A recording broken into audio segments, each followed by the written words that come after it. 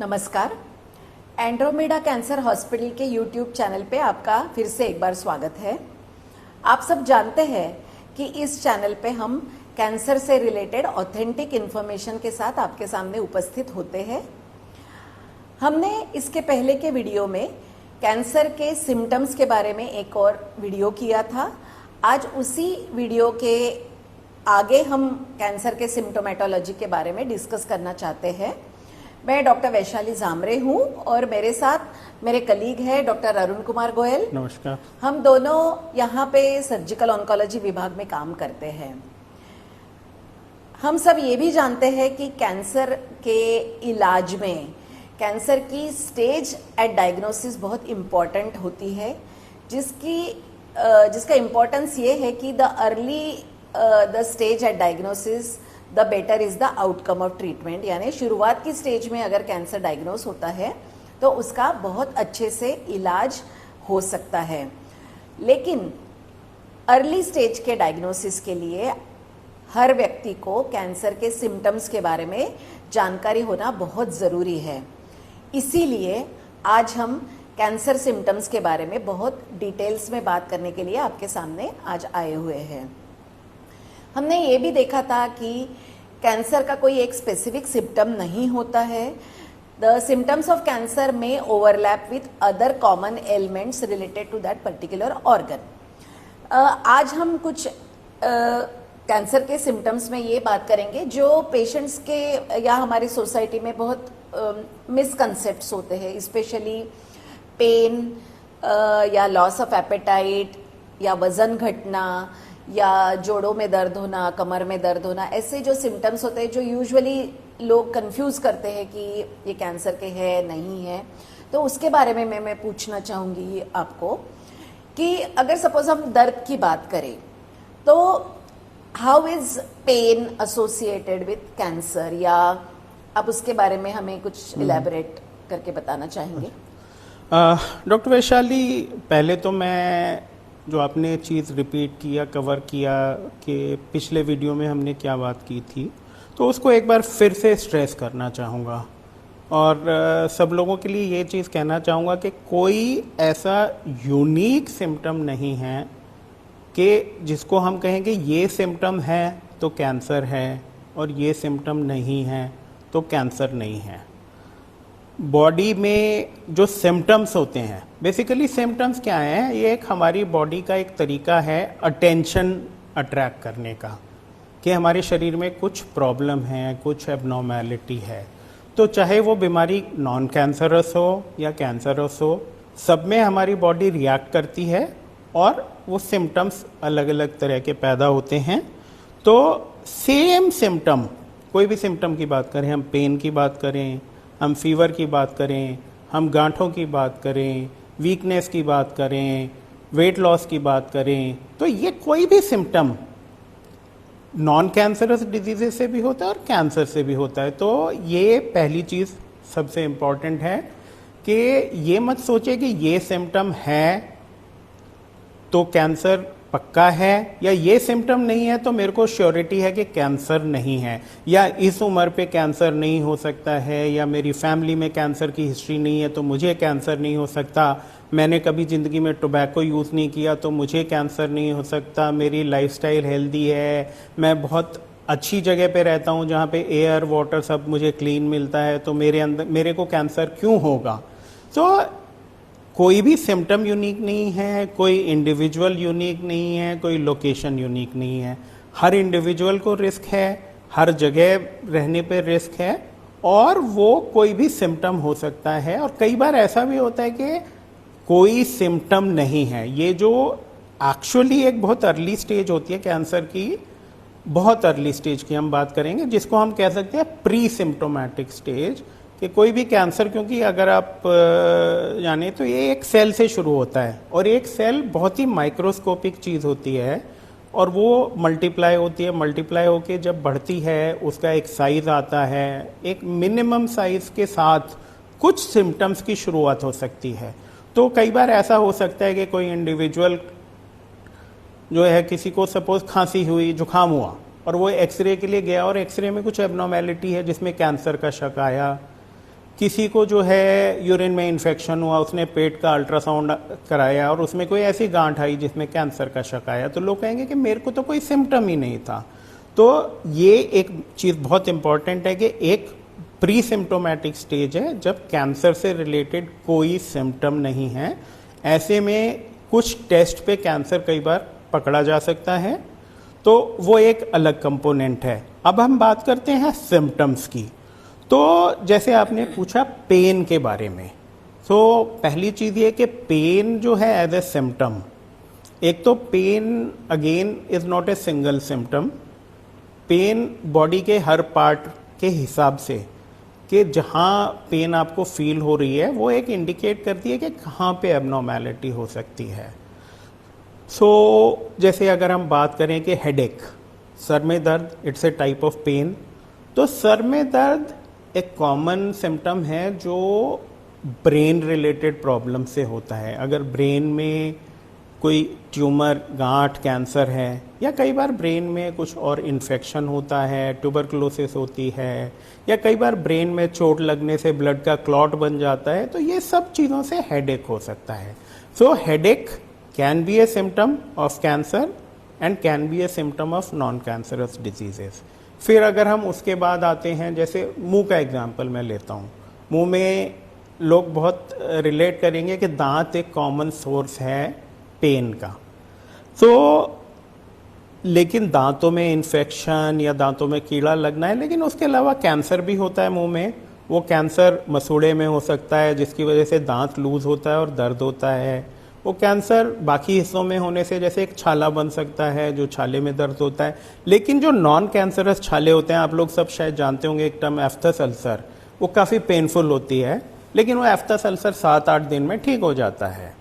तो यहाँ पे अगेन जो चीज़ हम हाईलाइट कर सकते हैं कि जो कैंसर के सिम्टम्स होते हैं यूजली वो परसिस्ट करते हैं।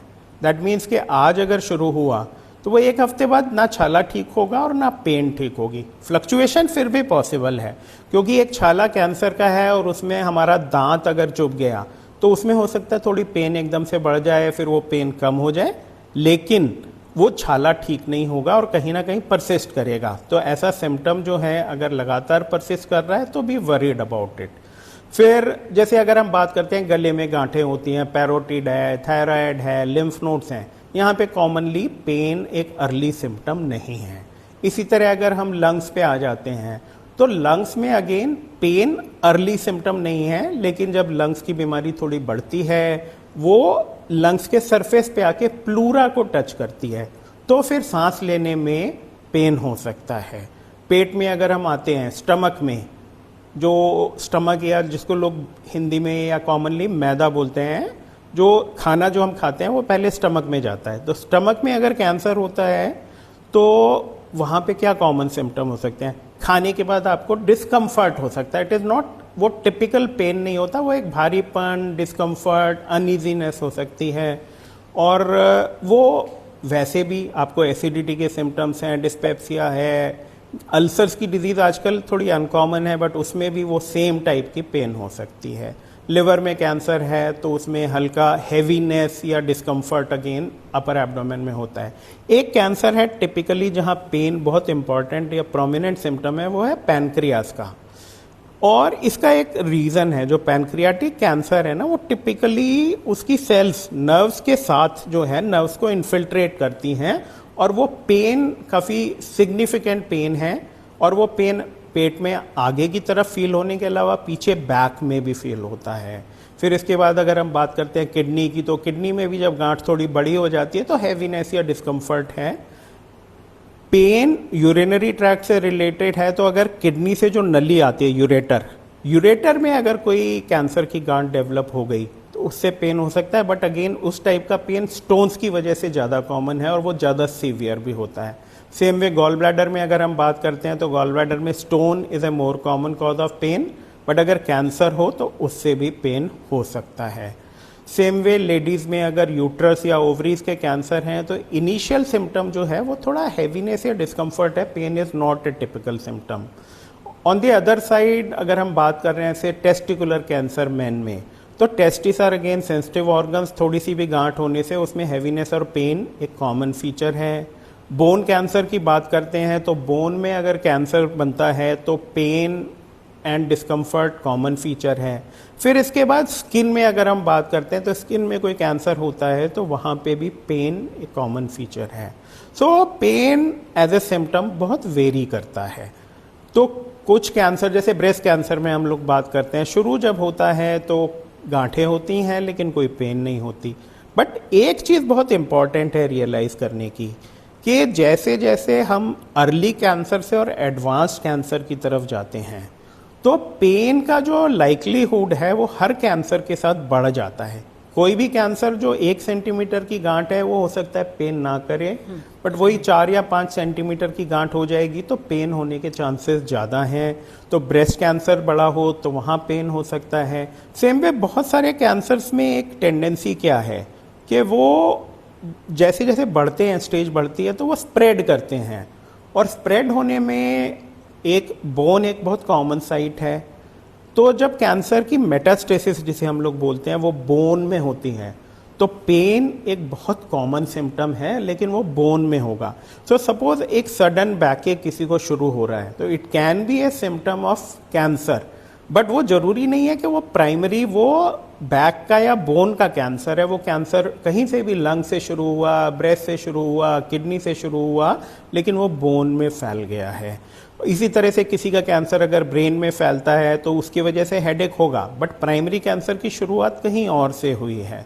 सो पेन इटसेल्फ में एक बहुत कॉम्प्लेक्स सिम्टम हो जाता है। सो प्रेजेंस ऑफ पेन और absence of pain again they do not make a diagnosis और एब्सेंस ऑफ कैंसर, बट अगर आपको पेन है और वो परसिस्ट कर रहा है, go to your doctor, try to get an opinion, try to get a diagnosis. And diagnosis जब तक क्लियर डायग्नोसिस ना बने तब तक उस सिम्टम को इग्नोर ना करें। दैट इज द मैसेज जो और सारे सिम्टम्स के साथ भी शायद हम बार बार रिपीट करेंगे। राइट। सो अब हम दूसरे सिम्टम की तरफ मुड़ते हैं जिसको हम कहते हैं भूख ना लगना या लॉस ऑफ एपेटाइट या decreased appetite. So how common is it a symptom of cancer, या कौन से ऐसे कैंसर से जहाँ पे ये जो सिम्टम है ये कॉमनली देखा जाता है? तो लॉस ऑफ एपेटाइट, एनोरेक्सिया, भूख नहीं लगना, तो ये जो सिम्टम है एक चीज़ मान के चलें कि पहले तो प्राइमरली जो हमारा इंटेस्टाइनल ट्रैक्ट या जीआई ट्रैक्ट है वो भूख से, खाने से लिंक है, तो वहाँ से सबसे पहले चांसेस हैं कि ये सिम्टम्स होंगे। तो इसलिए हम लोग सबसे पहले बात करेंगे स्टमक की। तो स्टमक कैंसर एक अगेन कॉमन डिजीज़ है जिसमें भूख लगना कम हो जाता है।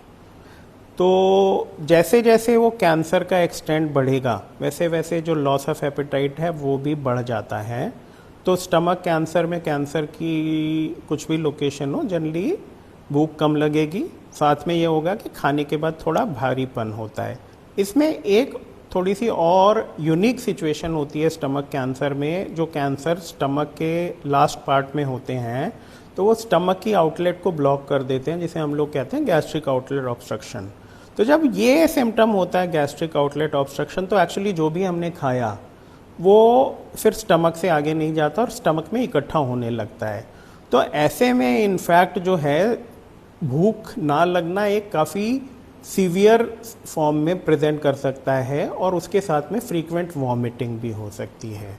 तो ये तो हम लोग आते हैं स्टमक कैंसर पे। फिर स्टमक कैंसर के बाद जो एब्डोमेन के और 2-3 कॉमन कैंसर्स हैं जहाँ पे भूख नहीं लगती है, वो एक है लिवर का कैंसर, गॉल ब्लैडर का कैंसर और पैनक्रियास का कैंसर।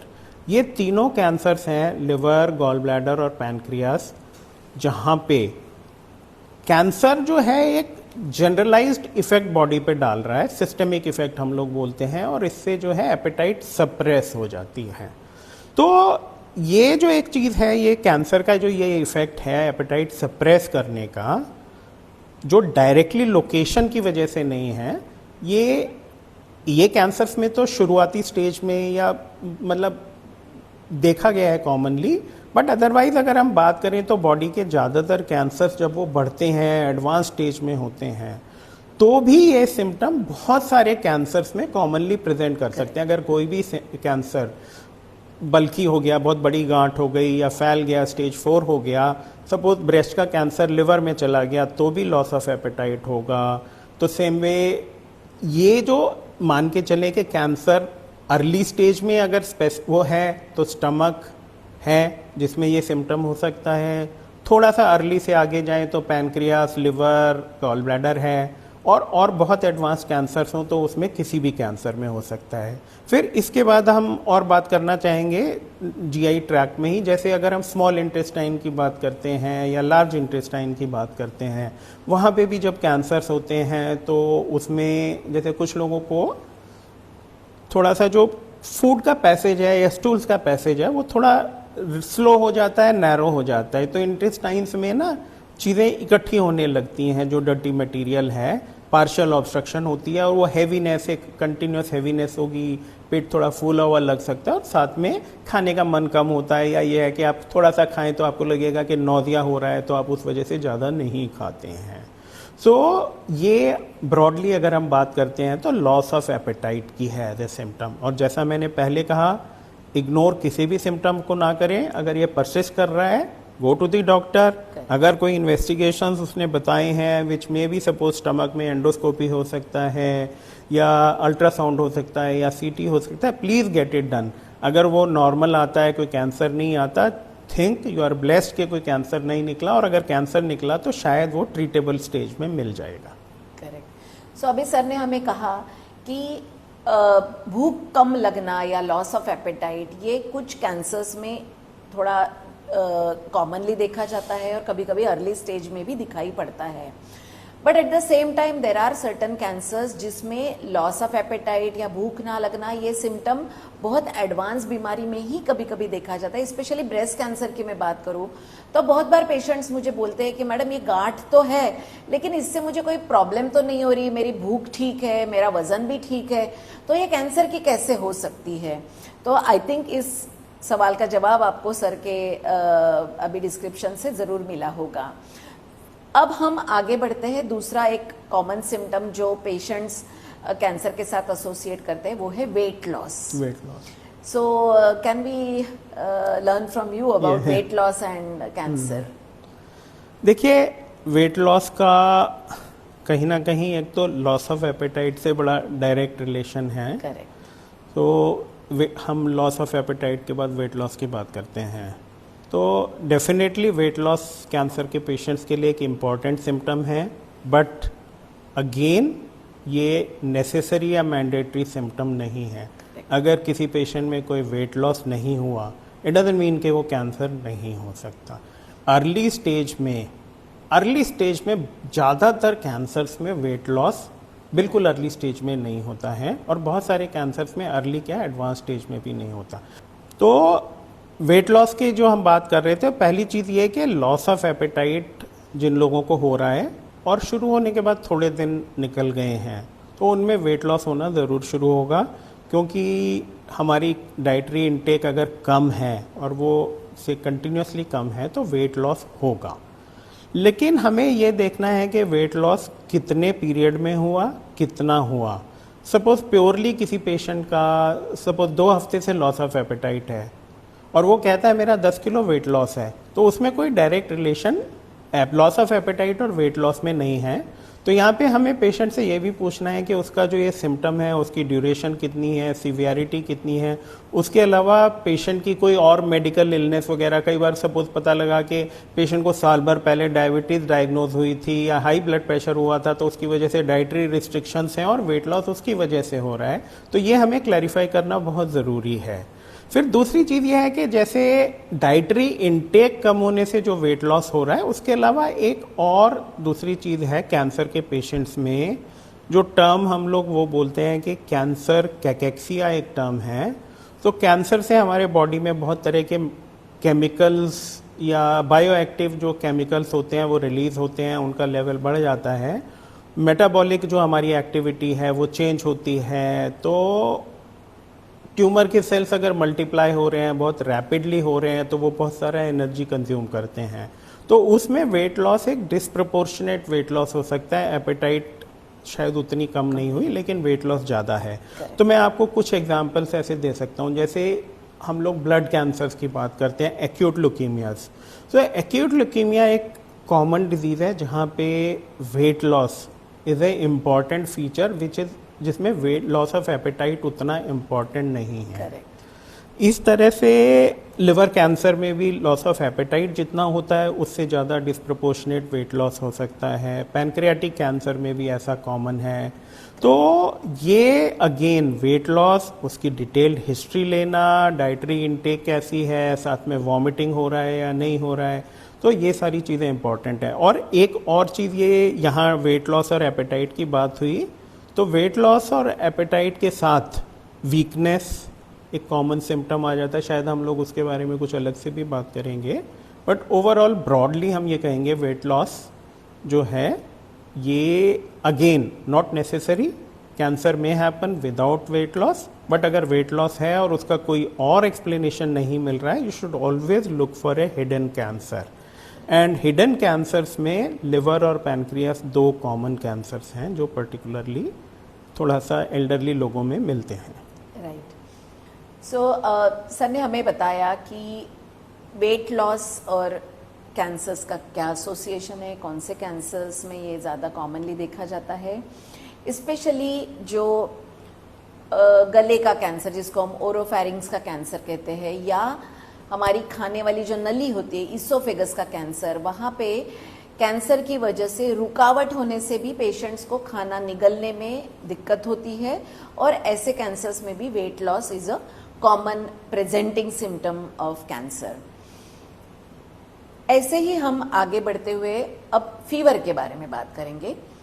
ऐसे कौन से कैंसर्स है जहां पे fever can be a presenting symptom, and how do you associate fever with cancer? Okay, I think that is fever and cancer has a very complex relation. Correct. अलग अलग कई तरीके होते हैं।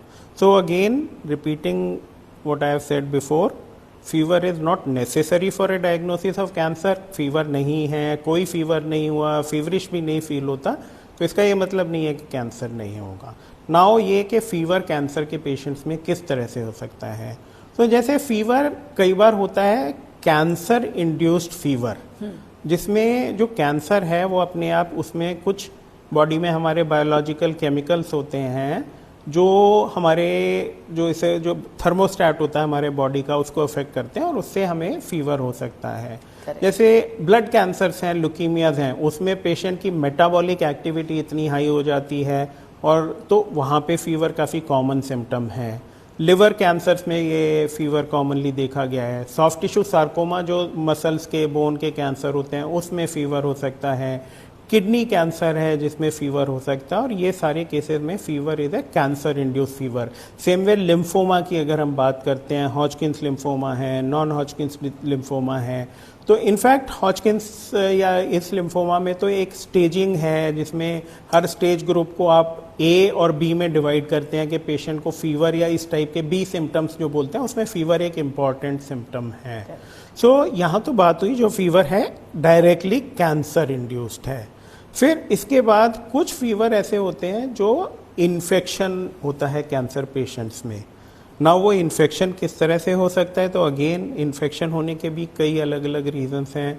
कुछ कैंसर्स हैं जहाँ पे पेशेंट की बॉडी की इम्यूनिटी सप्रेस हो जाती है, तो यहाँ पे ये इम्यूनिटी सप्रेस होती है। ये खासतौर से जो ब्लड कैंसर्स हैं, ल्यूकीमियाज हैं, उसमें जो बॉडी के नॉर्मल डिफेंस या इम्यून सेल्स हैं उनका प्रोडक्शन कम हो जाता है, कैंसर सेल्स बढ़ जाते हैं और वो बोन मैरो में पूरी भर जाते हैं। तो जब इम्यूनिटी आपकी सप्रेस हो जाती है, तो इम्यूनिटी सप्रेस होने से बॉडी से जो इन्फेक्शन नॉर्मली इंडिविजुअल को अफेक्ट नहीं कर पाता, वो इसको बहुत इजीली अफेक्ट कर सकता है। तो एक कॉमन सिम्टम है recurrent throat infection, acute leukaemia का एक कॉमन सिम्टम है। इसी तरह से इम्यूनिटी लिम्फोमाज में काफ़ी अफेक्ट होती है क्योंकि वो भी ब्लड के जो सेल्स हैं उसको अफेक्ट करता है। तो इसके अलावा एक इंटरेस्टिंग चीज़ यह है कि जो डिजीज़ है HIV या एड्स, जिसका एक स्पेक्ट्रम का एक पार्ट है, HIV इन्फेक्शन या एड्स, उसमें हमारी बॉडी की इम्यूनिटी सप्रेस होती है और इम्यूनिटी सप्रेस होने से इन्फेक्शंस हो सकते हैं और उसके साथ ही कैंसर्स भी डेवलप हो सकते हैं। सो HIV इंड्यूस्ड कैंसर्स में फीवर इन्फेक्शन की वजह से भी हो सकते हैं। इसके अलावा जो और चीज़ें हैं कि कई बार जो कैंसर की गांठें हैं वो अल्सर बन जाता है, और ये अल्सर जनरली क्या होता है, जैसे सरफेस पे है, स्किन में है, मुंह में है, वहाँ पे अल्सर तो कॉमन है। ब्रेस्ट में अगर वो गांठ थोड़ा स्किन के पास है या बड़ी हो गई है तो वहाँ पे भी अल्सर होता है।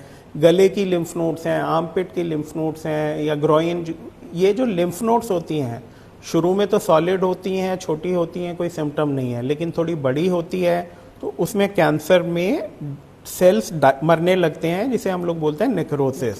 तो जब ये लिम्फ नोड बड़ा होता है, उसमें नेक्रोसिस होती है, तो नेक्रोटिक टिश्यू में इन्फेक्शन का चांस बढ़ जाता है। तो ऐसे में कई बार ये इन्फेक्शन जो है, जहाँ कैंसर है उसी एरिया में इन्फेक्शन कैंसर की गांठ में या कैंसर के आसपास हो सकता है। तो ऐसे जो फीवर होते हैं, कई बार क्या होता है कि वो कैंसर है, वो इन्फेक्शन के बाद वो रप्चर कर जाता है, पस डिस्चार्ज हो जाती है, तो फीवर कम हो सकता है, लेकिन वो घाव जो है वो परसिस्ट करता है और वो बढ़ता रहता है।